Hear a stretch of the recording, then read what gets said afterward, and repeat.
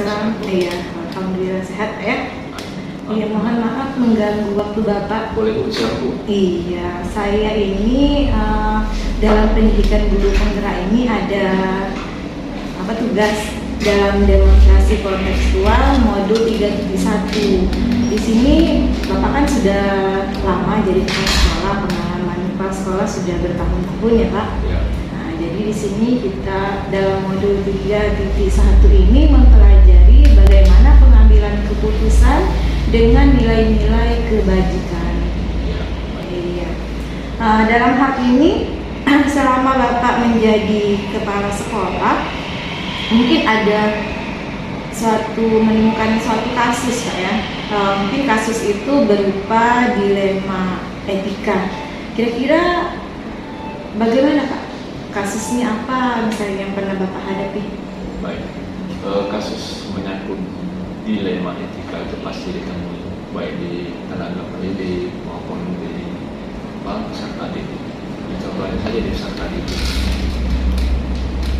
Iya, jadi dalam hal ini Bapak menghadapi kasus tersebut, bagaimana Bapak menjalankan pengambilan keputusan di sekolah ini, terutama untuk kasus-kasus di mana ada dua kepentingan yang sama-sama benar dan sama-sama mengandung nilai kebajikan.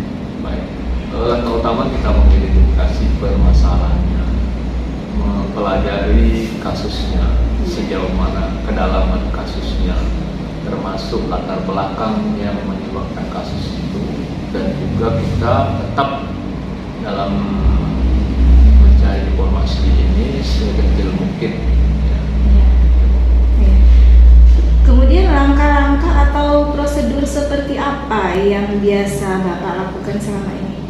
Ya, prosedurnya untuk menyelesaikan masalah yang terkait dilema etika ini tentunya setelah kita mendapatkan informasi lengkap, kita selalu konsolidasi dengan tim. Jadi sebelum mengambil keputusan, kita adakan konsolidasi, kemudian pertemuan dengan tim kita. Artinya ada juga kita mengutamakan asas demokrasi juga di pengambilan keputusan ini. Ya Pak ya.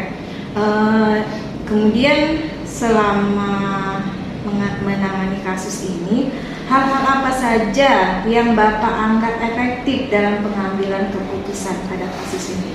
Pengambilan keputusan ini akan efektif kalau kita melakukan komunikasi, konsolidasi, dan melakukan semacam dalam pengambilan keputusan ini melibatkan tim. Itu yang lebih efektif, karena sumber data kita akan dapatkan dari tim. Pengambilan keputusan ada hal-hal yang menyangkut kebijakan juga kita harus berdasarkan masukan-masukan tim kita. Iya Pak ya.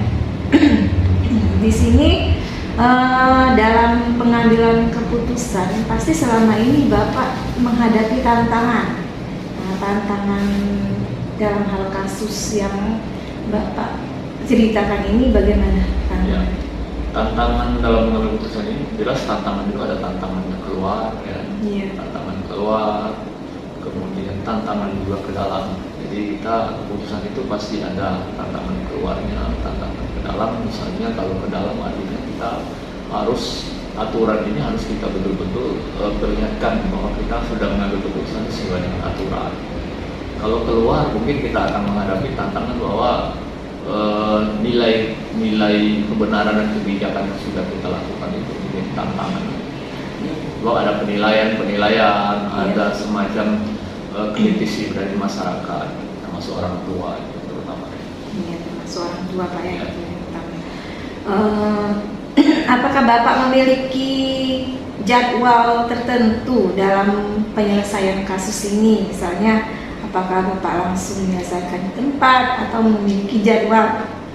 Ya, penyelesaian kasus dilema etika ini, apalagi sudah menyangkut kasus berat ya, menyangkut contohnya kasus pelanggaran etika di peserta didik, ya kita harus punya jadwal, harus punya program yang terencana. Jadi tidak bisa begitu hadir sekali selesai di tempat, tidak bisa. Karena kita harus menggali informasi, harus mempertimbangkan aturan yang ada, aturan sekolah, termasuk norma-norma di tentu ada jadwal, harus terjadwal. Betul sekali Pak. Dalam hal ini, dalam Bapak pengambilan keputusan, apakah ada seseorang atau faktor-faktor yang selama ini mempermudah atau membantu Bapak dalam hal pengambilan keputusan dengan nilai kebajikan? Ya, yang bisa membuat kita mempermudah pengambilan keputusan kalau kita melibatkan tim. Jadi orang itu adalah bagian tim kita itu yang mempermudah kita. Nah, selain tim, artinya kita juga harus tetap berpegang teguh kepada aturan yang ada di sekolah yang sudah berjalan. Dalam hal kasus dilema etika ini Pak ya, tim yang biasa dipakai untuk diskusi oleh Bapak, diajak diskusi itu biasanya kalau di sekolah itu siapa saja? Artinya tergantung kasusnya ya. Kalau kasus peserta didik, artinya di situ karena kalau kasus itu masih ringan, artinya yang terlibat langsung itu adalah wali kelas, wakil bidang kesiswaan, terus balai badan bimbingan konseling, bimbingan penyuluhan. Nah, kalau memang kasus ini sudah berat untuk mengambil keputusan, kita harus melibatkan semua staf yang menyangkut pembelajaran, itu wakil guru, wakil siswaan, termasuk yang tim lainnya, termasuk orang tuanya sendiri harus kita libatkan. Betul sekali Pak.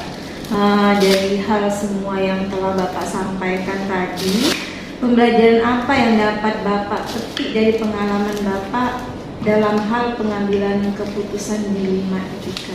Ya, pembelajaran yang sangat mendasar dan penting bahwa pengambilan keputusan terkait dilema etika ini harus melibatkan orang tuanya, karena anak ini baik gurunya di sekolah sangat besar pengaruh apa yang dibawa dari rumah. Itu yang pertama. Yang kedua, bahwa dengan adanya kasus seperti ini, ya kita harus tetap selalu meninjau ulang aturan yang ada efektif atau tidak. Ya. Kemudian kita juga harus meninjau aturan kita ini apakah memang sudah diterima atau sudah betul-betul tersosialisasi ke semua peserta didik maupun orang tua. Pembelajaran ini bahwa kita mengevaluasi, yang penting mengevaluasi peraturan di sekolah kita. Itu yang menjadi pembelajaran efektif atau tidak. Aturan kita ini. Aturan yang telah dilaksanakan ya dari pembicaraan yang kita lakukan tadi, saya banyak mendapat pembelajaran. Terima kasih banyak Pak, saya jadi bisa menjadikan suatu contoh bagi saya bagaimana cara pengambilan keputusan yang baik dan dengan nilai-nilai kebajikan yang ada. Karena Bapak sudah lama Pak ya pengalaman menjadi kepala sekolah, jadi bisa menjadi contoh bagi saya. Terima kasih banyak Pak atas kesempatannya. Mudah-mudahan apa yang sudah disampaikan tadi menjadi pencerahan untuk mendukung penyelesaian tugas ibu sebagai calon guru penggerak. Iya Pak, terima kasih banyak atas dukungan dan waktu yang Bapak sediakan untuk saya. Semoga sukses lancar tugasnya. Amin. Terima kasih Pak. Terima kasih Pak ya. Assalamualaikum warahmatullahi wabarakatuh.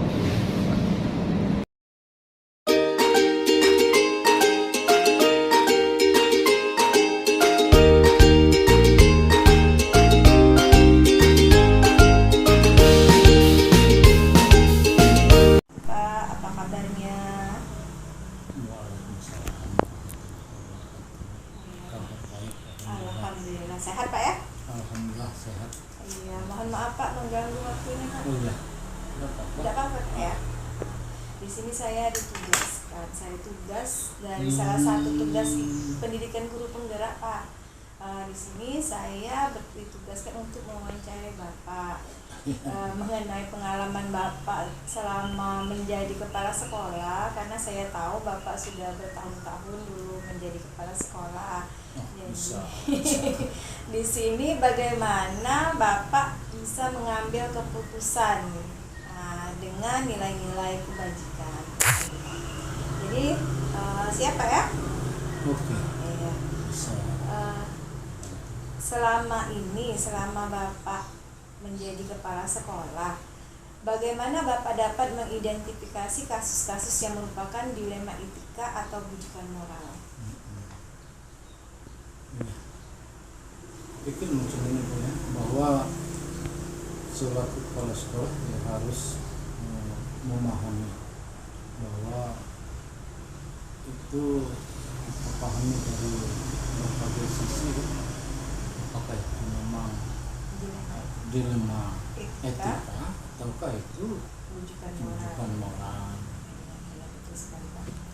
Kemudian bagaimana Bapak menjalankan pengambilan keputusan terutama untuk kasus-kasus di mana ada dua kepentingan yang sama-sama benar atau sama-sama mengandung nilai kebajikan? Sebagai kepala sekolah tentunya